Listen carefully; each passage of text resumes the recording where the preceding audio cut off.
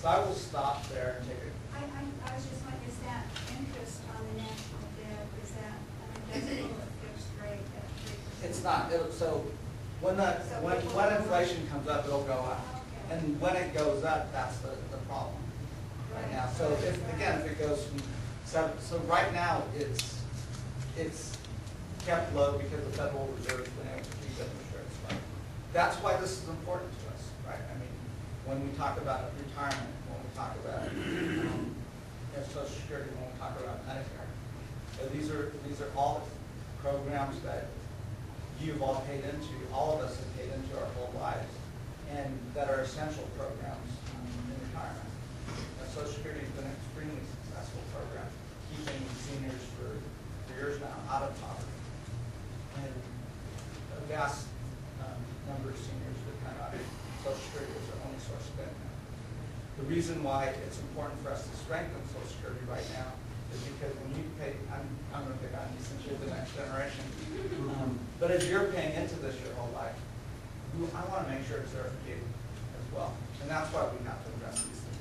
That's who we, again, that is why America is such a special place, right? I mean, we're going to be at our strongest if we're looking out for one another, if we understand that we have common values, that we have a common core. And I think sometimes we forget that. So that what we do today impacts what happens to our kids and grandkids in the next generation. So, other questions? You mentioned the need for the rebuilding of the levee system. What is your stand on the peripheral tunnel project? Yeah, Congressman, could you please, for those of you who are hard of hearing, should I repeat the question? Yeah. especially when they're low voices like that? So we talked. So the question was, I talked about the importance of rebuilding our levees and making sure our levees are safe. And I do think that is our number one critical infrastructure piece here is rebuilding our levees. But what do I think about the peripheral canal or the tunnels? The tunnels. I'm not in favor of it for a number of reasons. One, we've asked the governor a couple times to make sure he looks at all options. Two, I think it will take the water that's up here and it will kill the delta and move all that water. And three, and the most important reason is, and we've asked the governor this directly, or not the governor, but his administration directly, how are you going to pay for it? They don't know. They can't answer that question. And at a time when we have real challenges with our own budget here in California, how can you start what probably is a $20 to $30 billion project without knowing how you're going to pay for it? So there are multiple reasons why this. I think this is a bad idea. At a minimum, the governor should slow down and say, let's take a look at all the options that exist, and let's pencil this out. I also catch some flack from my own party because I come out against high-speed rail, mostly because of the same thing. How are we going to pay for it? They haven't given us an answer to that. I also just worry that they're starting to build high-speed rail in the middle of are people going to use it? So, and again, you're talking about billions of dollars. So, and I'm not trying to judge the project saying, yes, this is a good idea, this is a bad idea. I'm giving my opinion. But I want, again, before we move ahead with projects like this, let's actually think the whole thing through and make sure we've looked at all alternatives. So. Thank you, Congressman. I left a question at your open house and I didn't get an answer. And my question revolves around, and I think you alluded to it, a TV interview that you gave on Metro Sacramento. It was several months ago. Okay. You follow what I'm referring to? Well, good. I've done a lot of interviews. Oh, have you? Okay. Well, this is a couple months ago. But in that interview, if you don't mind, I want to read it so I don't ramble. In that interview, you spoke about joining with other congressmen in our region to work together in Northern California. And in that context, you mentioned SACOG, which is the Sacramento Area Council of Governments. should I assume, this is my question, should I assume that you support an unelected body, which is SACOG, to make decisions for all of our local governments, decisions made without my input or my vote, and who will undermine my property rights and possibly, well, it can at the very least negatively affect my property values? So that's my question. So, I support the directly elected local officials. So, and it is those local elected officials, the city councilmen and women, and the members of the board of supervisors that make up the SACOG board. Now, the cities can make their own decisions on planning and so forth.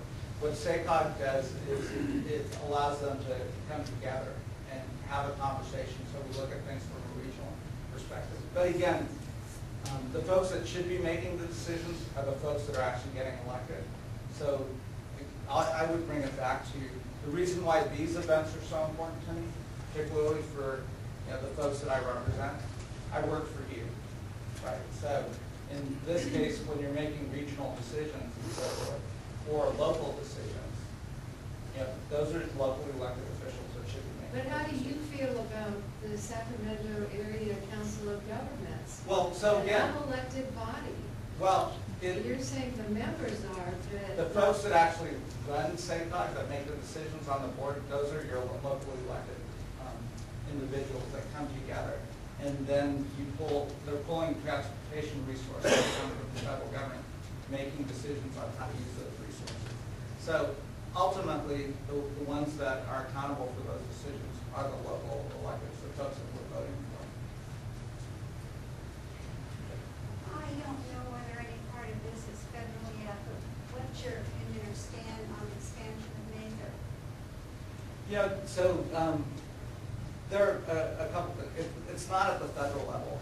Could you repeat the question? Oh, I'm sorry. The question was my thoughts on the expansion of Mather Airfield and so forth. Well, there are a couple things. So one, the airfield actually is a natural asset, for economic growth and so forth. There are some issues though around the flight path and so forth, and if it would be disruptive. Now, my thought would be we should be able to have a conversation with the FAA. If you look to the east of Mather Airfield, well, there aren't a ton of homes that way. Why couldn't you actually alter the flight? I don't know the answer to that, but I'm sure I'll get some bureaucratic answers saying, well, you can't do it, but why not ask? And I think that's appropriate for your congressional representative. That Right? might have been asked, I'm not sure. And I don't know the answer to it, but again, if I were to look at a map of Sacramento County, if I were to look to the east of Mather, that looks like there aren't a ton of homes going that way. So you could probably figure out a flight path that wasn't disruptive. Again, I don't know the answer to that question, and it's worth at least asking. And the model probably already exists because of when the Pratt Commission happened, when the other military bases they closed. So there's probably, we don't want to reinvent the wheel, so there's probably always some other examples that would probably apply to that scenario. Right, so again, I don't know the answer to that question. I've not heard at this juncture that they're expecting to expand Mather Airfield, but again, I can't imagine I imagine they're going to, that we're going to want to maximize the utilization of that airfield. Now, there are a lot of homes to the north of it, so why not look for a flight path coming in from the east? Yeah, they expect, if they do what they propose, there'll be a great deal of traffic. I don't know all the air lingo, but. Again, I think And the size of the. I think it's appropriate for us to ask the question. Right, it is, and it keeps getting delayed at the county level, that keep putting off. Doesn't, if I may, doesn't it also fall under provision of empowerment zone that would be in addition to bring investment? When they close the airbeds. So there may be. Yeah, the airfield probably does, but it's probably I think the major issue there is the flight paths. So I think some of the residents are very worried about the size of it, because it would largely be used to move freight. So you may have some big airplanes coming in and out of there, because it's a pretty lengthy airfield as well. It can accommodate some of the bigger planes. And the question, from my understanding, or the concern, is some of the flight paths going over some of the residential neighborhoods. So it probably is less an expansion of the airfield and more, if they're taking in more traffic and more plane traffic, what are those flight paths? And again, my sense is we could approach the FAA and just ask them to explore some alternate flight paths. It's interesting because that seems the simple answer, for the solution. It does. You're talking about Washington DC, and the simple answers and the simple solutions aren't always what's recognized. Since you were a physician, you know, practicing in healthcare, what is your perspective specifically on healthcare when it comes to Medi-Cal, not private, that's its own area? And it doesn't necessarily have to be, my question's not really about the whole healthcare act that's coming out around the corner, has already been implemented, but in general, what do you feel the pros and cons are for individuals who are basically receiving healthcare part of the Medi-Cal program within California? Well, I think the Medi-Cal program has a lot of challenges as well, in terms of what's covered, in terms of access to providers, in terms of the number of physicians and other groups that are willing to take Medi-Cal patients. That ties into this bigger question of the Affordable Care Act. If you guys didn't see the meeting, you'll see in the meeting that I expressed my real concern about the Affordable Care Act. And I've been pretty consistent because I worry about the cost of healthcare. Because there are two major issues when you're thinking about healthcare. There is the cost of healthcare. Every year, the cost goes up, and we're paying more and more, getting less and less. And then you have 30 to 40 million Americans without access to care. The president chose to address the access to care issue without addressing the cost of care issue. And the danger there is, let's say you're bringing 30 to 40 million people into the system, but costs are still going up. Well, now costs will probably go up faster. And again, from day one, I've been consistent saying I would have tried to address the cost of care first. Because then you could have included, every family that buys healthcare knows they pay more and more every year. Every senior knows they're paying more and more out of pocket every year. Every small business and every big corporation knows they're paying more and more and getting less and less every year. I think you'd be able to get everyone in America in agreement that we have to address the cost of care. And then you have to go about talking. It's not easy because you're taking on the health insurance industry, you're taking on the pharmacy, you're taking on some big industries. But if you create this movement to address the cost of care, once you start to bring down the cost, you actually could start bringing more people into the system. Why I worry about Medi-Cal is the governor has decided he wants to expand Medi-Cal. That he's talking about expanding it by 1 million lives. Do we have a system of doctors and providers that are ready? Because in the current system, we don't. So you're adding more lives in there. We have this potential of overwhelming system. So I would say, let's slow down, let's get this right. So, and let's make it, as a doctor, let's make this about patients. So that is the perspective that I have to advocate for.